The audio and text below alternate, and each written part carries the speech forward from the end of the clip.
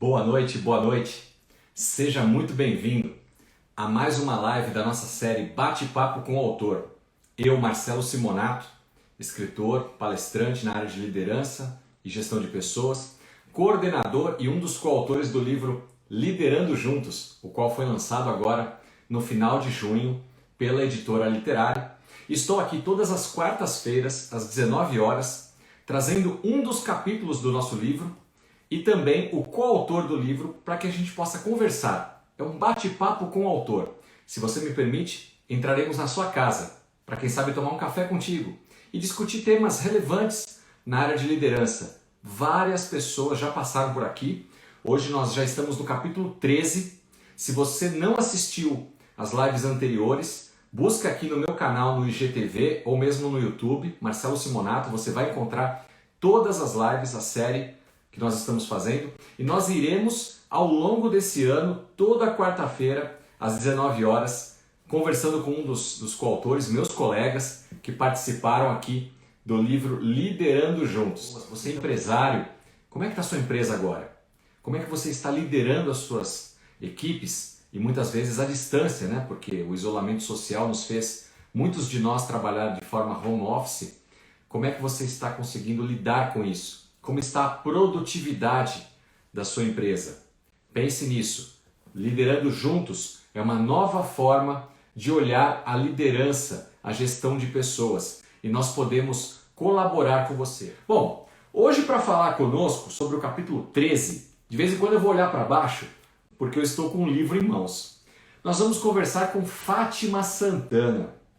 A Fátima daqui a pouquinho vai estar aqui conosco. Mas eu vou só para dar um spoiler do assunto, nós vamos falar sobre os desafios da liderança feminina. Nada melhor do que trazer uma mulher, uma executiva, uma profissional da área que viveu e vive na pele as dificuldades, os desafios que é para toda mulher, e você se identifica com isso, seja atuando num cargo de gestão ou não, mas você que tem filhos, que é casada, que ajuda no seu lar e também tem que trabalhar numa empresa, sabe como é difícil, quais são os desafios que a mulher enfrenta no mercado de trabalho, o que dirá então sendo líder, gestora de equipes. É sobre isso que nós vamos conversar hoje com a Fátima Santana. Muito boa noite, Fátima! Boa noite! Seja muito bem-vinda! Eu que te agradeço o convite para participar desse bate-papo. Sempre bom estar pertinho de você.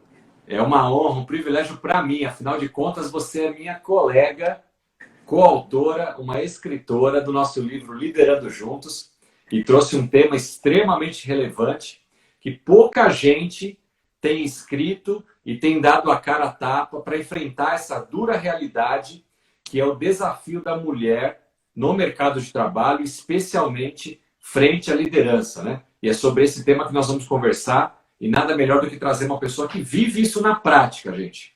A Fátima, no capítulo 13, ela escreve sobre os desafios da liderança feminina. E eu capturei aqui, Fátima, de vez em quando eu vou olhar para baixo porque eu estou com o meu livro em mãos, né? Todo bom leitor é aquele que faz marcações no seu livro. E você diz assim, logo de cara, já é um tapa na nossa cara, digamos assim. É notório que as mulheres estão conquistando cada vez mais o espaço no mercado de trabalho e participando ativamente como líderes nas organizações. E aí você fala do empoderamento feminino, né?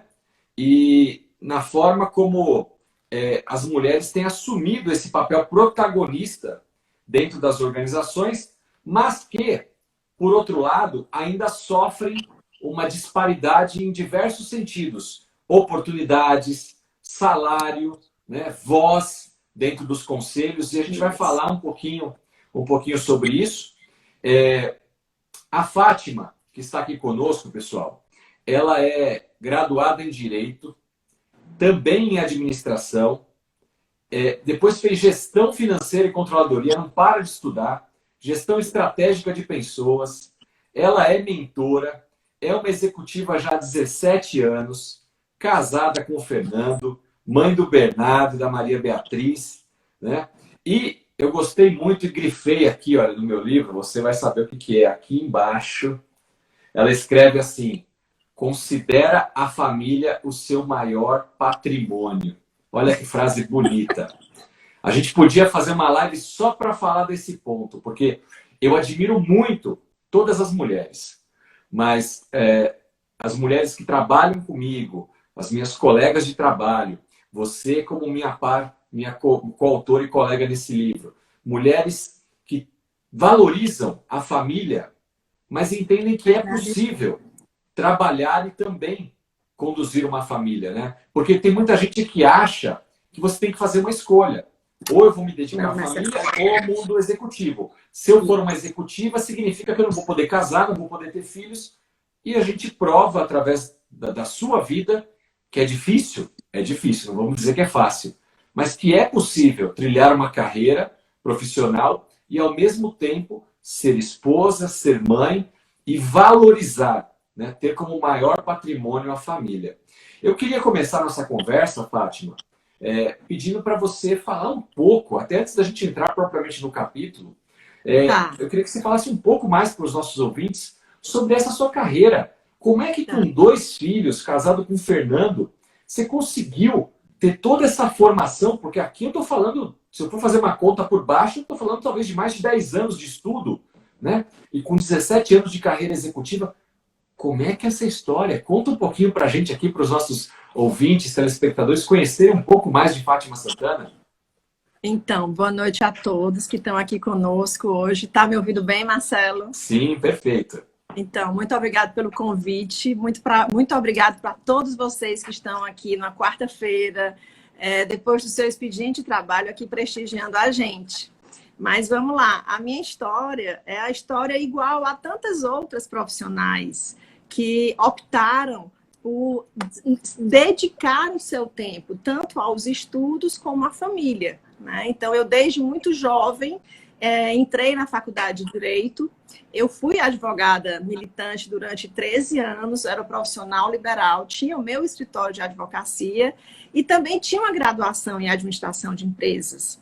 Mas eu me decepcionei com o direito e optei em mudar radicalmente a minha história profissional, a minha trajetória profissional, e foi quando eu enveredei no mundo corporativo como executiva de uma cooperativa de construção civil, de donos de construtoras aqui do estado do Ceará. Então, a minha trajetória no mundo corporativo... Nesse momento de vida, você já era casada, já tinha filho pequeno? Como é que é isso? Quando eu me casei, eu ainda fazia faculdade. Eu estava no meu último ano de faculdade, quando eu me casei com o Fernando, né? E logo em seguida eu fui mãe do Bernardo, então eu concluí as 2 faculdades sendo casada com o Fernando, mãe do Bernardo, né? E abrindo meu próprio escritório para entrar no mundo profissional, para correr atrás dos meus sonhos, né? Então, durante esse período, nasceu a Maria Beatriz também, 4 anos depois, e eu sempre soube equilibrar com muita tranquilidade a minha vida profissional com a minha vida pessoal. E aí, os créditos não só são meus, os créditos são do Fernando, com quem eu sou casada há 32 anos. Parabéns, Fernando. Não tenha dúvida, Marcelo, sem o apoio do Fernando... Eu digo mesmo, eu quero deixar o meu registro também aqui, a minha esposa Lídia, que está assistindo. Quem tem a família sólida, essa base como realmente pilar de sustentação à família, desculpa te cortar, mas acho que é importante a gente fazer esse registro aqui, né? Ao Fernando que te apoiou, a Lídia que me apoia e, por consequência, os nossos filhos que entendem a nossa parte da vida que é dedicada também ao trabalho. É isso que forma uma família sólida, unida, e também nós passamos através disso princípios para os nossos filhos através do exemplo, né? Exatamente, e foi isso que a gente, ao longo da nossa vida, eu e o Fernando, nós fizemos. Sempre valorizamos o trabalho um do outro, tanto o Fernando sempre me apoiou, como eu também sempre apoiei o Fernando, e nós criamos os nossos filhos com esse modelo de vida, onde o trabalho é importante, estar com eles é importante, e a qualidade era sempre muito mais valorizada do que a quantidade do tempo que eu dedicava a eles, porque eu sempre trabalhei desde os 21 anos. Então, eu nunca parei de trabalhar e sempre conciliei a vida profissional com a vida pessoal. Agora, é o que eu reforço, sempre com uma estrutura familiar muito sólida, que me valorizou, que valorizava os meus sonhos, quando você fala assim, Fátima, você gosta de estudar? Eu adoro estudar, Marcelo, a vida inteira. Ainda na época da faculdade de Direito, eu já era uma pessoa muito focada. É porque eu não coloquei no meu currículo, é porque era mínimo o espaço, mas os N cursos de Direito que eu fiz e especializações. Quando eu migrei para a administração de empresas, como executiva de empresas, eu tive que conhecer mais essa parte de controladoria, de finanças, que era uma coisa muito nova para uma advogada, mas para uma gestora de empresas era fundamental que eu tivesse conhecimento. Então, foi aí que eu fui fazer um MBA, e aí eu não paro de estudar nunca. É uma coisa que me alimenta, que me dá muito prazer eu me dedicar aos estudos e estar me mantendo sempre muito atualizada. Até porque para você estar inserida no mercado, para você estar dentro do mundo corporativo, você tem que estar muito atualizada, né? Então, você tem que estar sabendo o que está acontecendo. Então, parar de estudar não é uma opção. Nunca foi uma opção. E aí eu entrei no mundo corporativo através da minha atuação como executiva em uma construtora, onde foi aí o meu primeiro desafio como líder, porque afinal de contas eu trabalhava numa empresa que era totalmente masculina, eram donos de construtoras. A minha diretoria era composta por donos de construtoras e eu era a única mulher que sentava à mesa com eles. Então, a partir daí, eu comecei já a enfrentar os desafios de aprender a me posicionar da maneira certa, com firmeza, mas com leveza, sempre colocando os pontos que eu achava, tendo argumentos para me fazer ser entendida, compreendida e ouvida, acima de tudo. Então, assim, o preparo que uma mulher tem que fazer para se sentar numa mesa de reunião, eu acredito que é muito maior do que o preparo de um homem.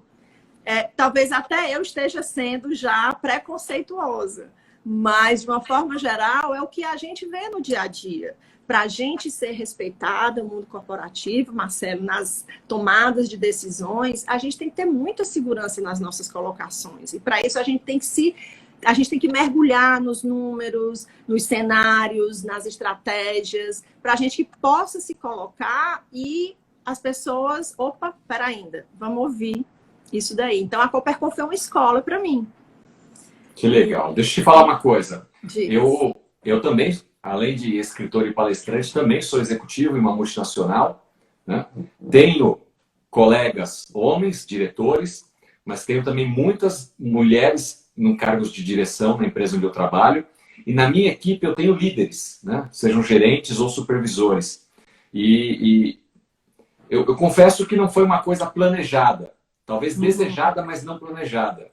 Mas eu tenho uma mescla entre homens e mulheres no meu time como líderes que é muito boa. Então hoje eu tenho 3 mulheres gerentes e 3 homens gerentes. Então tá, agora pensando bem agora, equilibrado. tem 6 pessoas e está super equilibrado. E é muito saudável, porque cada um tem a sua característica, né?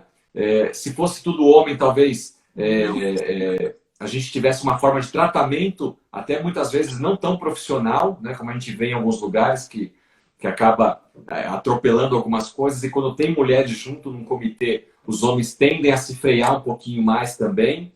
Elas nos ajudam do ponto de vista de aptidões que a mulher tem. Na diferente realidade, do homem, é natural. Então eu acho que a soma ela é muito produtiva, ela é muito eficaz para qualquer organização. Não é que a mulher é melhor que o homem ou o homem é melhor que a mulher, mas a mistura, né, seja de homens e mulheres, idades, gerações, raças, tudo, essa mistura, a tal da diversidade que se fala tanto hoje, a inclusão, é muito importante. As pesquisas já revelam que isso traz mais resultado para a empresa. Eu super concordo com você, Marcelo, porque assim, são percepções diferentes, são visões diferentes, não tem certo nem errado, elas se complementam. Então, assim, que bom que na sua empresa você consegue ter na sua mesa de reunião uma forma tão equilibrada de gestores, de executivos para lhe auxiliar na tomada de decisões, né? Porque aí há um ponto de equilíbrio. E essa diversidade, ela não pode ser restrita, como você mesmo disse, só à questão de gênero. tem que haver da idade também, as idades É diferentes. fantástico. Eu Mas tenho é gente de 50 e sensacional. poucos anos e 18 anos, e são pensamentos e experiências diferentes, Diferente. mas que se complementam tanto. Exatamente, eu super concordo com isso, né? Então, eu acho que manter esse equilíbrio dentro das organizações é a grande sacada Ó, dos a Daniele está CEOs. falando aqui, ó. A Daniele que está conosco. Obrigado, Daniele. Mulheres são mais flexíveis e possuem uma visão mais ampla que os homens. Habilidades diferentes devido à evolução da espécie humana. Isso é uma outra questão também que ela colocou aqui, questão da evolução humana, e eu não vou entrar em nenhum mérito de forma alguma religioso. Mas a gente Certo. sabe que ao longo da história da humanidade, o homem tinha algumas responsabilidades no passado da guerra, da caça, e a mulher dos cuidados ali, né? Com o lar, com a família. Então, isso traz, sem dúvida alguma, algumas habilidades distintas para um e para outro.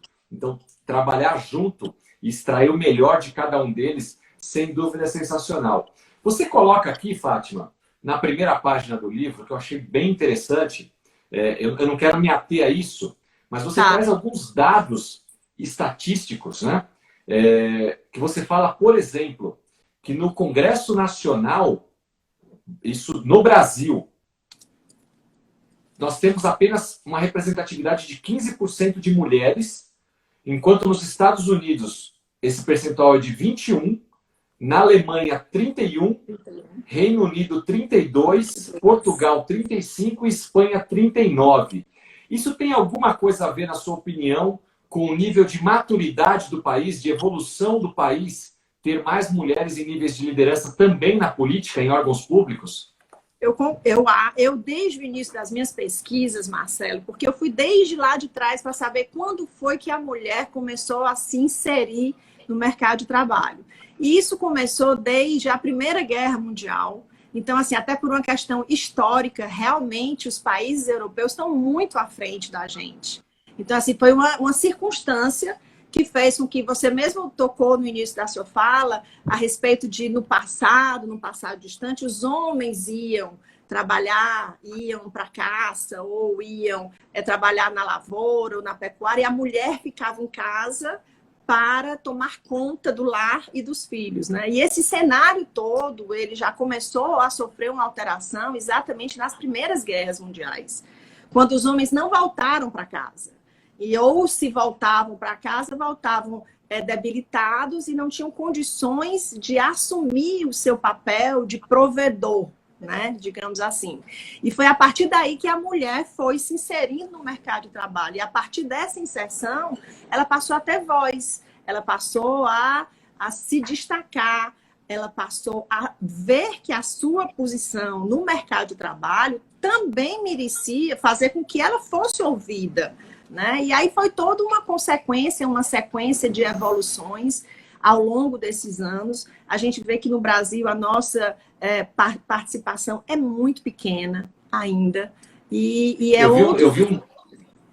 Eu vi um dado que você colocou aqui, você me corrige se eu estou interpretando certo aqui no livro, uma estatística do IBGE, de que dos trabalhadores brasileiros, quem está no mercado de trabalho, 43% são mulheres. Porém, de todo o nível de liderança das empresas, apenas 37% são ocupados por mulheres. É esse o dado que você traz aqui, né? Então a gente vê que ainda tem um caminho a percorrer para a igualdade, né, nesse sentido. Exatamente. Isso aí foi fruto das minhas pesquisas. Outra fonte de pesquisa para mim também, Marcelo, foram as empresas que fazem parte do GPTW. Então, o GPTW, que é a Great Place to Work, eu fiz uma pesquisa onde de 150... Grande abraço aqui para o Rui, do Great Place to Work, e toda a equipe. Eu tenho uma amiga muito querida que trabalhou comigo em vários momentos aqui nas empresas que eu trabalhei no Ceará, né, que é a Marisa Kinderé, que é representante do GPTW, uma professora para mim, porque eu que sou uma gestora de pessoas, então ter o prazer de conhecer o trabalho do GPTW, para mim, assim, me enche os olhos, né? Então, o próprio GPTW constatou a baixa participação das mulheres, mesmo nas empresas que são consideradas as melhores empresas para se trabalhar no Brasil. Então, eu vi esse dado aqui e fiquei abismado. Quer dizer, as melhores empresas para se trabalhar no Brasil ainda assim estão com dificuldade de ter não estamos falando passar ou não, mas um equilíbrio de gêneros.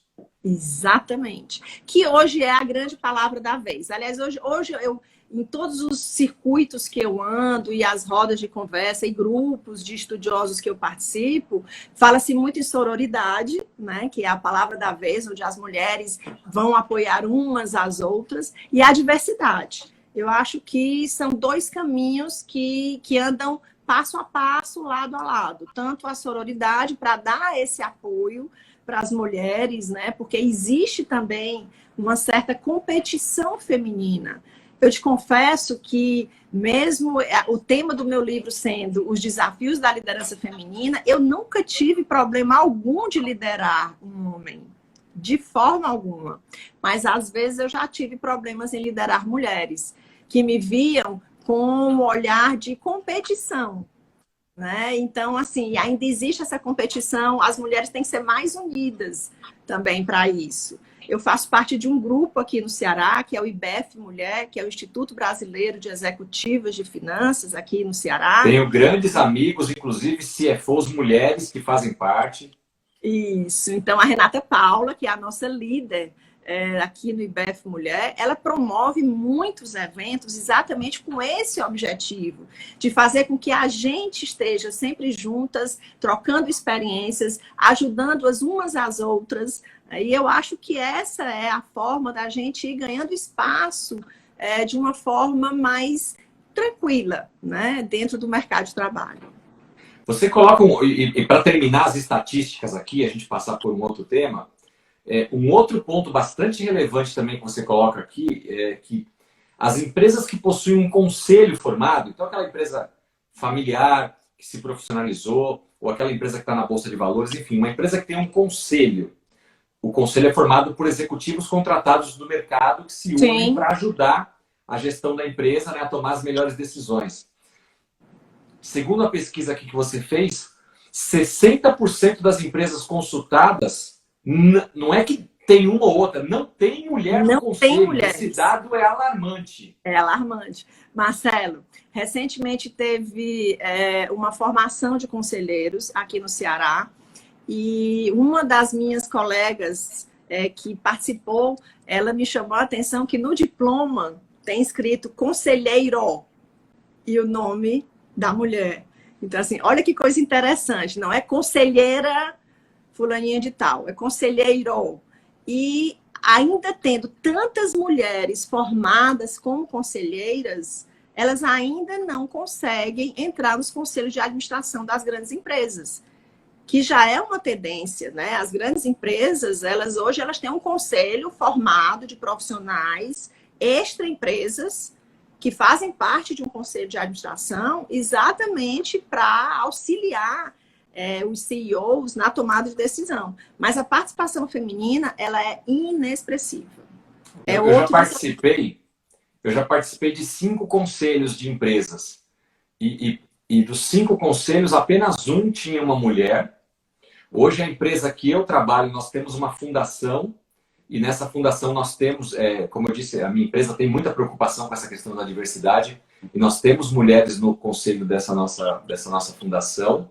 Mas, de fato, pensando aqui, eu fiz 2 formações de conselheiro também, e na maioria das vezes nós tínhamos homens, a proporção de mulheres era muito baixa.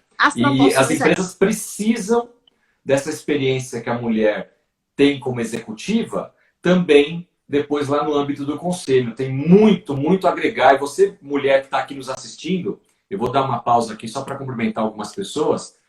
Essa carreira de conselheiro, ou conselheira, melhor dizendo, é muito interessante. Tem uma trilha aí, tem um caminho, um oceano azul para vocês que se interessem nesse tipo de formação, porque há uma demanda reprimida aí, talvez até desconhecida das empresas, por terem no seu conselho mulheres, tá?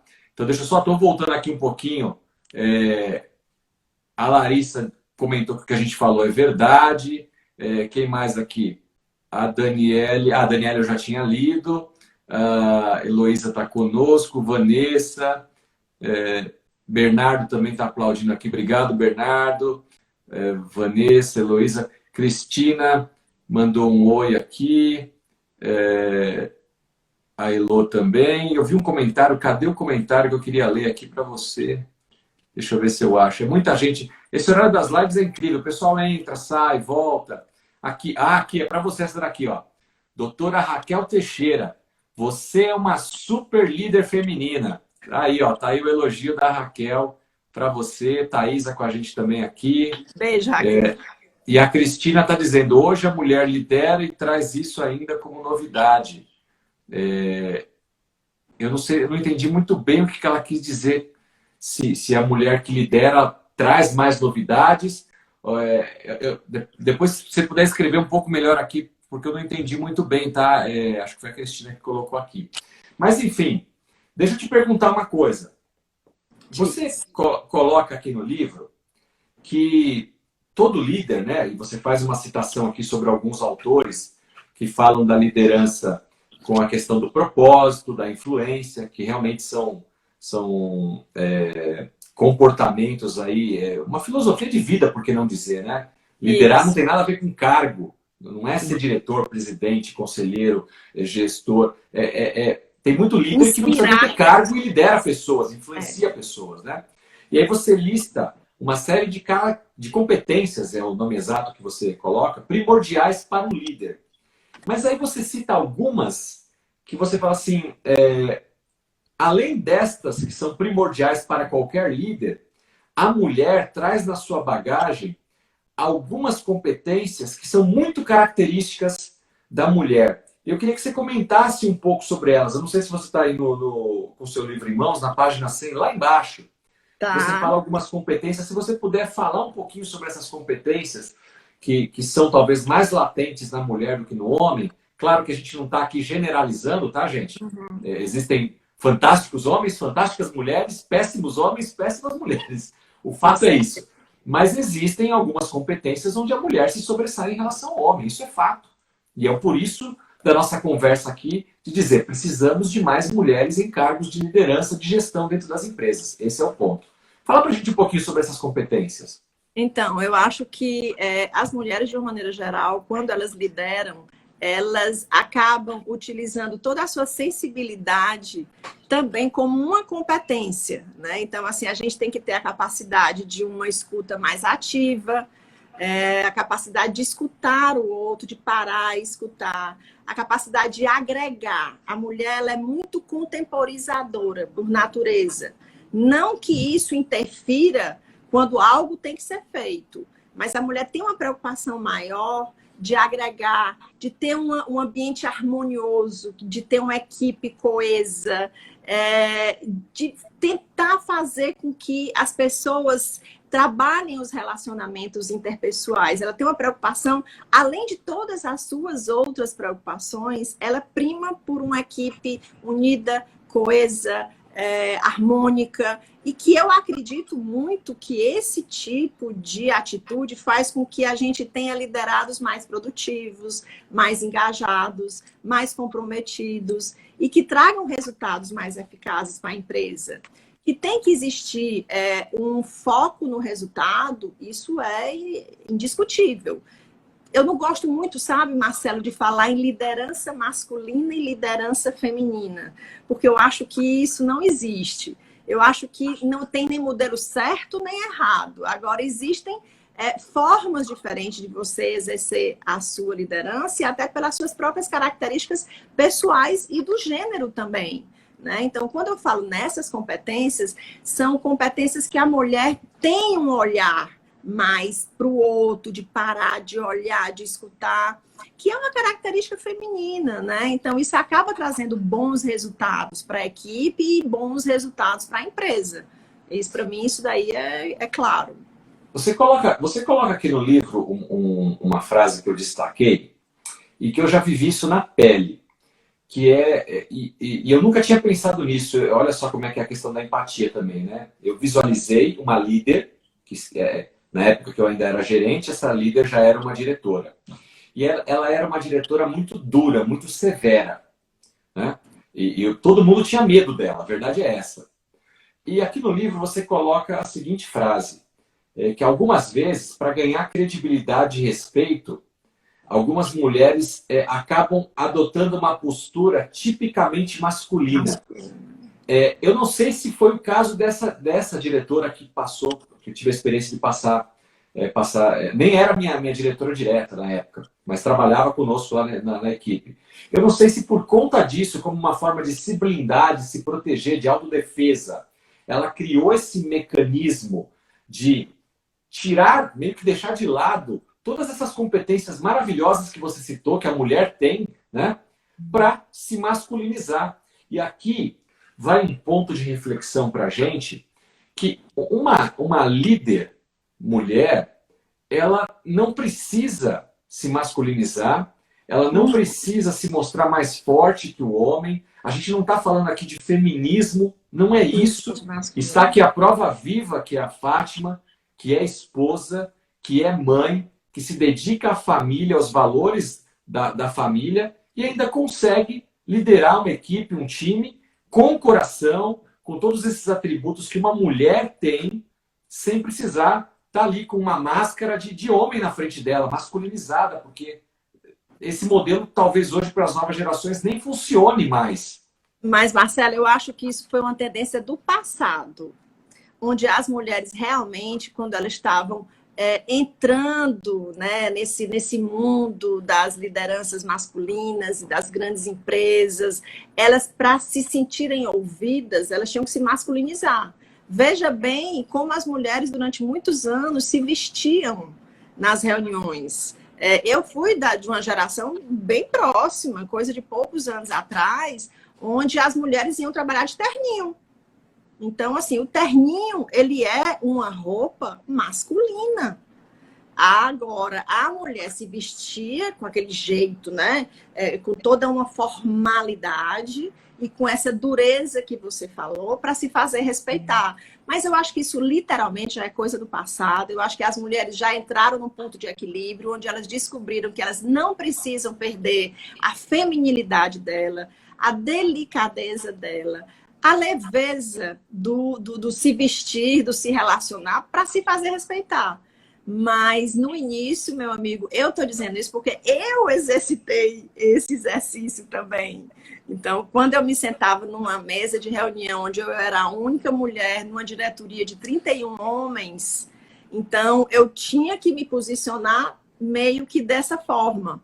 Depois foi que eu fui entendendo que isso era ultrapassado e que eu não precisava me masculinizar para ter a minha opinião ouvida. Para que eu fosse ouvida, eu precisava ter argumentos, eu precisava ter dados, eu precisava ter informações, eu precisava ter ideias.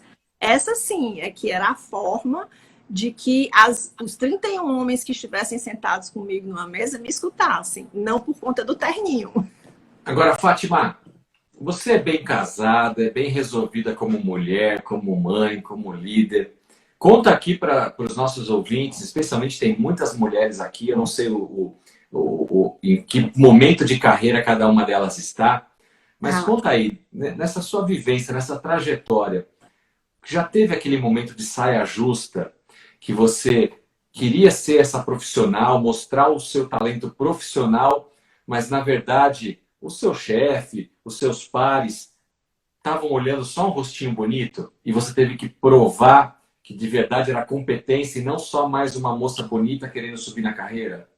Seria muita hipocrisia sua, hipocrisia minha, se eu não admitisse que eu passei por essas saias justas. Passei. Porque eu imagino que nossas colegas aqui estão falando isso. Escuta, tem um cara lá que não para de me cantar.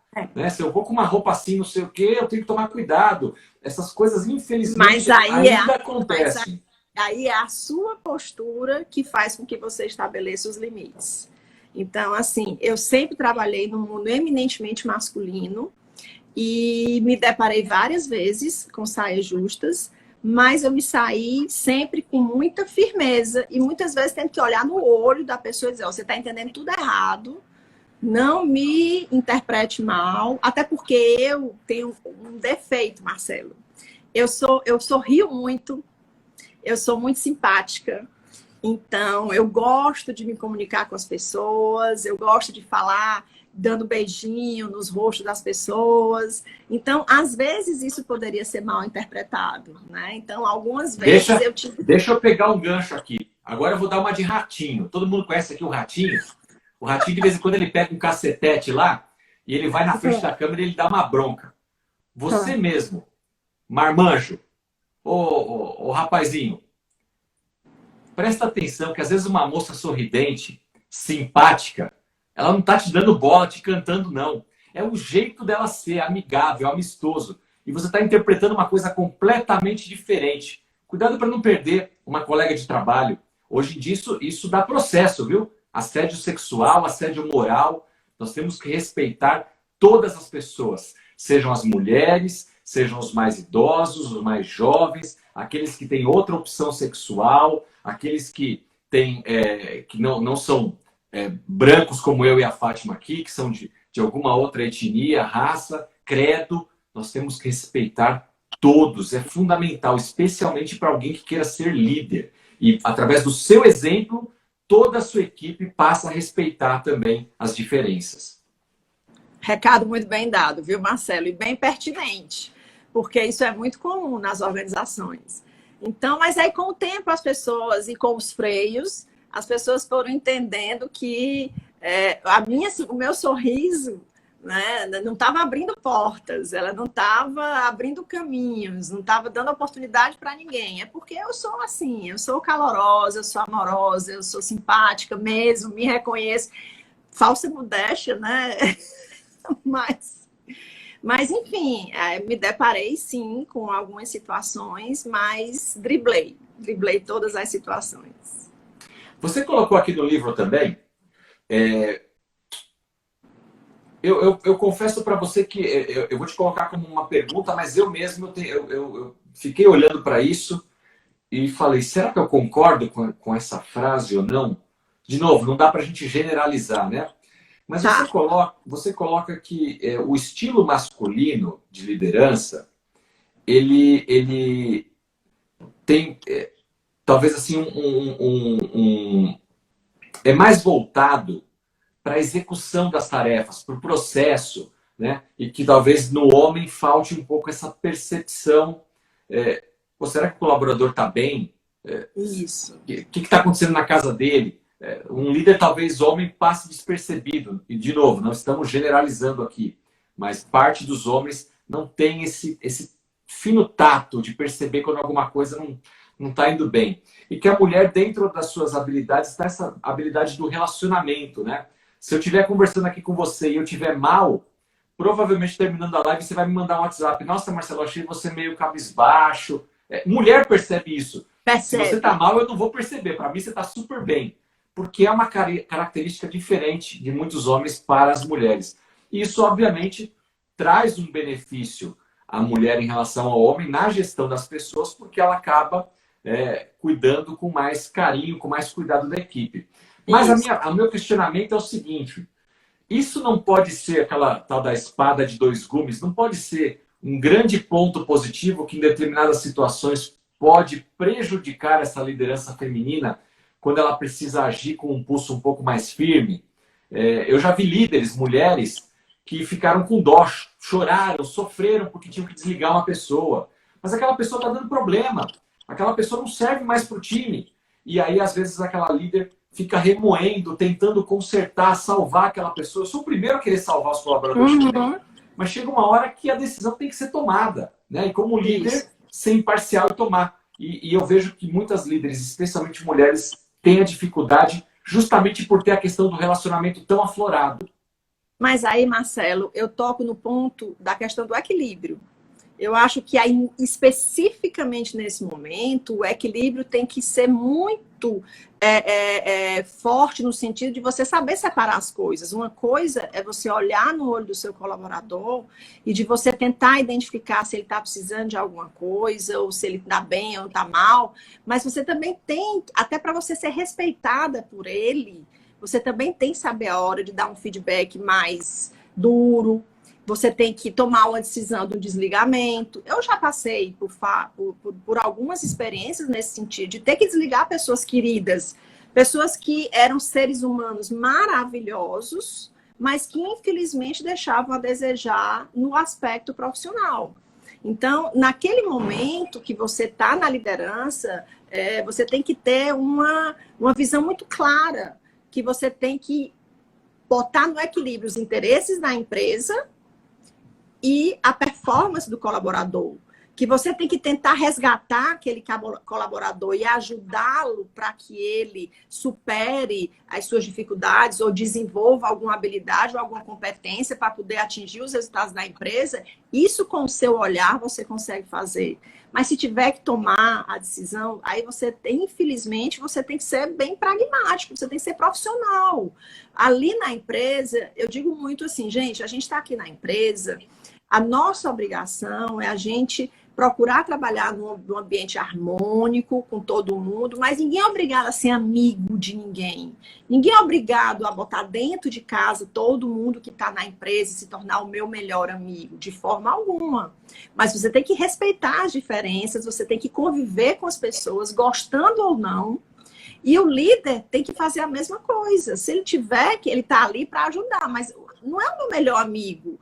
Eu tenho que ajudar a desenvolver, eu tenho que ajudar a fazer com que os problemas... De que forma a empresa pode ajudar numa questão familiar? Quantas vezes a gente tem, como empresa, que amparar um colaborador que está numa situação difícil e tudo, mas na hora da tomada de decisão, você tem que ser profissional acima de tudo.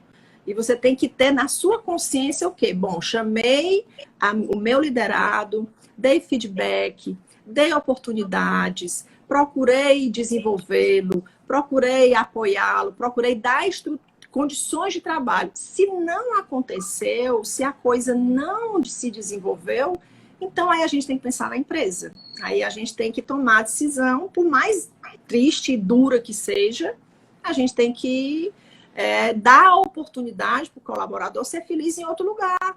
Porque muitas vezes ele não está bem na empresa porque ele não está feliz.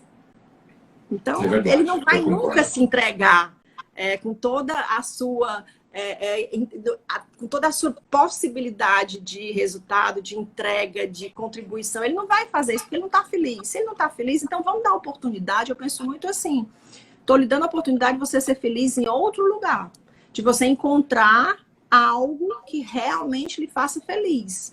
Olha só. Se você estiver feliz, você vai se dedicar.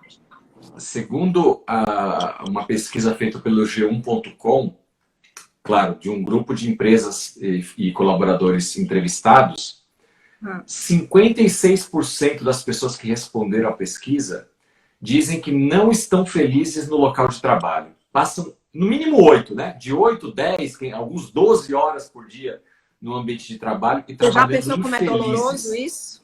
Infelizes. E aí bota a culpa no chefe, o líder não presta, é a empresa, é o governo. É sempre o outro, nunca é ele, né? Mas ele continua ali infeliz. E sabe qual que é o reflexo disso? Por conta da infelicidade, como você bem disse, as pessoas não produzem 100%. Não. Então as empresas chegam a perder 18% do seu lucro possível de ganhar, porque estão trabalhando com gente que está com freio de mão puxado. Em vez de render 100%, está rendendo 70%, 80%. Está olhando no relógio, o expediente termina às 5, 4h45 vai para o banheiro, já se arrumar, entendeu? Dá aquela esticadinha do almoço um pouquinho mais. Isso. É tudo perda. Não adianta você ficar com um colaborador assim, porque a produtividade dele nunca vai alcançar as expectativas da empresa. E é como eu te falei, colaborador infeliz não vai trazer resultados para a empresa. Então, assim, procure trabalhar no local que lhe faça feliz. Procure transformar, procure ser resiliente até onde você aguenta. Também tem isso, resiliência tem limite. Por mais resiliente que você queira ser, tem limites, né? Tem momentos que você diz assim, não, até aqui eu posso me dedicar com todo o meu empenho, com toda a minha vontade de produzir, de entregar, de dar o meu melhor. Mas passou daqui, Se eu não quero mais, se eu não estou feliz mais, é melhor o colaborador ir embora. E o líder também tem que ter a coragem de sentar com o seu liderado e ter esse jogo aberto. Eu acho que o jogo aberto, ele é libertador, sabe, Marcelo? Tanto para o liderado como para o líder. E muitas vezes o liderado tá precisando escutar do seu líder essa liberação, entendeu? Peter Drucker, que é um pai aí da administração e gestão de negócios, ele fala que 60% dos problemas das empresas está na comunicação. E aonde está a comunicação se não o líder falar com o liderado, né? Eu não digo para outro que eu espero dele, eu não treino ele, eu não dou feedback, e aí depois ele também não presta e chega uma hora que eu tenho que mandar embora, mas a culpa disso começou em mim, porque é aquela gotinha d'água, né? Igual casamento que acaba no divórcio. Se a gente corrigisse no começo, será que não dava certo? Com um empregado a mesma coisa, você espera transbordar o copo e aí não tem o que fazer, manda embora. Problema de comunicação. Ainda tem empresas, a gente já ainda conhece empresas que têm ciclos de feedback, que fazem períodos de feedback. Eu não acredito nesse modelo de gestão. Eu acho que o feedback tem que ser on time, tem que ser na hora, entendeu? Assim, eu não tenho que marcar mês tal, eu vou fazer uma rodada de feedback. Agora, o feedback, a conversa franca, aberta com o seu liderado, é que faz com que essa relação seja aproximada, né? E que você identifique realmente se aquele colaborador tem expectativas de se desenvolver dentro da empresa. E se você vê que está havendo uma perda de tempo sua, de estar tendo feedbacks contínuos e sem uma resposta positiva, isso já é um sinal de que o colaborador não quer continuar, não está feliz. É verdade. Deixa eu retomar aqui um ponto importante do seu livro, do seu capítulo. Pessoal, nós estamos falando sobre o livro Liderando Juntos, todas as quartas-feiras, às 19 horas. Começamos em julho, vamos até o começo do ano que vem, um capítulo por semana, trazendo aqui para conversar conosco um dos coautores desse livro, o qual eu tive a honra, o privilégio de ser o coordenador e um dos coautores. E hoje nós estamos com a Fátima Santana, que escreveu o capítulo 13, Os Desafios da Liderança Feminina. Tem muito conteúdo aqui nesse livro. Se você tiver interesse em adquirir o livro, você pode procurar nas melhores livrarias do país, em qualquer marketplace com vendas de livro. Agora, um detalhe. Quer adquirir o livro com o autógrafo do coautor? Procura pela Fátima. Vê aqui qual que é o Instagram da Fátima. Procura ela pelo direct. Se você quer adquirir comigo também não tem problema. Me chama no direct, eu entro no meu site e você vai receber o livro na sua casa, autografado pelo coautor. Se for mais fácil para você adquirir numa livraria perto da sua casa, vamos ficar felizes do mesmo jeito. Porque a nossa missão é levar um conteúdo relevante para ajudar você, empresário, você líder, né? Você que quer se tornar líder no seu desenvolvimento profissional. Fátima, você coloca aqui no seu capítulo, a gente está chegando aí nos 10 minutos finais da nossa live, que existem alguns comportamentos que podem ser como uma espécie de armadilha, porque são os tais sabotadores da mente. Então, mulheres que não chegam ao cargo de liderança, e aí eu queria que você explicasse um pouquinho para a gente, tem muitas mulheres aqui nos assistindo, né, que podem estar assim, na minha empresa não me dão a chance, lá eles são muito machistas. E, desculpa, vão ter as mais diversas. Mas o que é a autorresponsabilidade? O que cabe a você, mulher, que está aqui nos assistindo ou que vai assistir esse vídeo posteriormente? Será que não tem uma crença limitante aí em você de que você nunca vai poder ser líder, que você nunca vai ser promovida?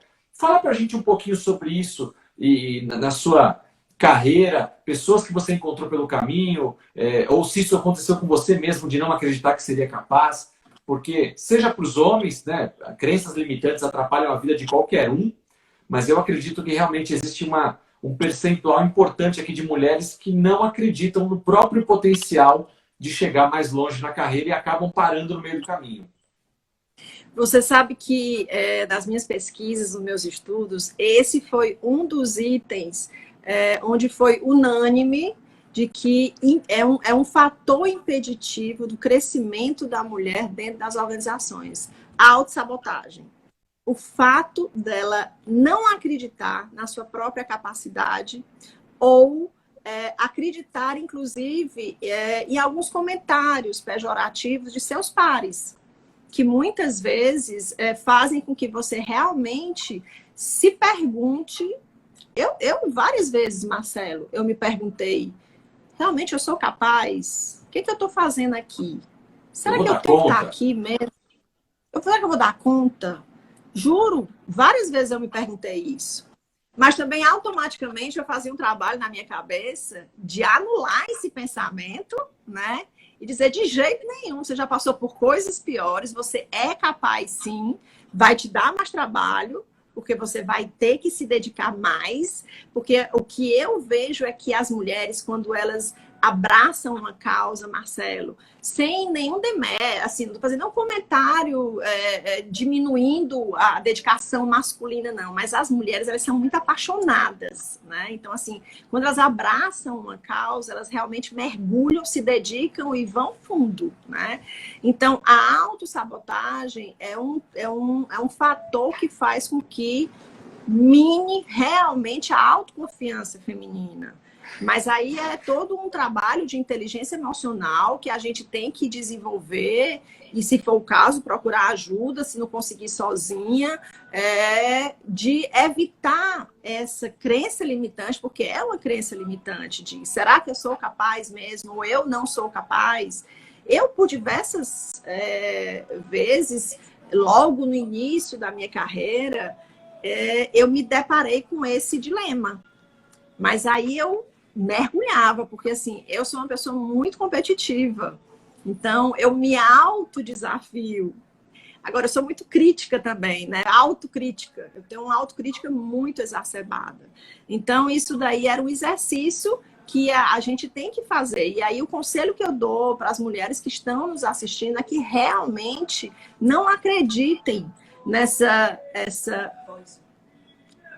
desse pensamento sabotador de que você não é capaz. Todas nós somos capazes. Só depende da gente, da nossa dedicação. Oportunidades a gente cria. Eu sei que as empresas, elas são de uma certa... Algumas empresas são mais resistentes, são mais fechadas. Mas isso não quer dizer que você não tem oportunidade de buscar atalhos, de fazer conexões. Conexões são muito importantes. Eu acredito muito no network. Eu acredito muito nas conexões dentro das empresas. E aí, quando eu falo conexões dentro das empresas, eu falo da pessoa lá do operacional até o CEO. Você tem que ter a capacidade de transitar por toda essa pirâmide, né? E com segurança, e você vai conseguindo, à medida que você vai mantendo essas conexões, construindo essas relações, você vai tendo mais conhecimento. E quanto mais conhecimento você tiver, mais capacidade tem de você enfrentar qualquer desafio. Olha aí, gente, Fátima Santana, quanto conteúdo, experiência de vida, na prática, como esposa, como mãe, como gestora, líder, estudiosa, várias formações, executiva aí há mais de 17 anos, liderando pessoas, liderando equipes, ajudando empresas no seu desenvolvimento. Está aqui conosco, ela que escreveu o capítulo 13 do nosso livro Liderando Juntos. Nós estamos chegando ao fim, Fátima. Eu quero abordar um último ponto aqui, tomara que o Instagram permita que a gente consiga concluir ele, que você fala que um dos desafios também hoje ainda da mulher, e talvez não seja só na liderança, não, seja em todos os cargos, em todos os aspectos, diz respeito à equiparação salarial, ainda o assédio que muitas vezes ocorre, e também a questão da maternidade, né? Conciliar, e eu tenho visto isso na prática hoje com as minhas colaboradoras que são mães e que não estão tendo a oportunidade de deixar o filho na escolinha, na creche, então estão trabalhando em home office, tem que ser esposa, mãe, dona de casa, ajudar o filho na escola e trabalhar. Quer dizer, é muito desafio para a mulher, né? E eu queria que você falasse um pouquinho sobre isso. Então, equiparação salarial, o desafio da maternidade e ainda os assédios, os riscos de assédio que ocorrem para a gente concluir aí nos próximos, talvez, 3 minutos que o Instagram vai nos dar. Então, no meu capítulo do livro, eu falo de vários desafios, né? Eu até termino o livro, o meu capítulo, dizendo exatamente isso, que eu não aprofundei nesses itens tão importantes, porque a equiparação salarial, Marcelo, é uma realidade. A executiva mulher, ela ainda recebe pelo menos 30% a menos do que um executivo homem. E o mais grave, a grande maioria não se sente à vontade de chegar para o seu chefe e pedir um aumento ou falar que o colega par recebe 30% a mais que você. Então, esse é um grande desafio. A gente tem que ter essa coragem mesmo, né, de enfrentar e que tem que ter uma isonomia. Não é justo. Na realidade, as empresas adoram trabalhar com mulheres, porque as mulheres, elas dedicam um horário de trabalho até muito maior. E nós somos multitarefas. É como você bem diz, nós somos mães, nós somos esposas, nós somos donas de casa e somos profissionais. Então, o tempo que a gente precisa para se equilibrar com tantas tarefas, ele é um desafio hercúleo. Então, a equiparação salarial é um problema, sim. A licença maternidade, eu ainda me deparo com algumas empresas que têm preconceito de contratar mulheres em idade fértil. Pelo amor de Deus, isso é um retrocesso que é inacreditável, né? Então, assim, tem aí... Ou deixa de promover uma mulher do time porque ela acabou de casar. É capaz que vai ter filho, vai engravidar, então é melhor não promover. É melhor não promover.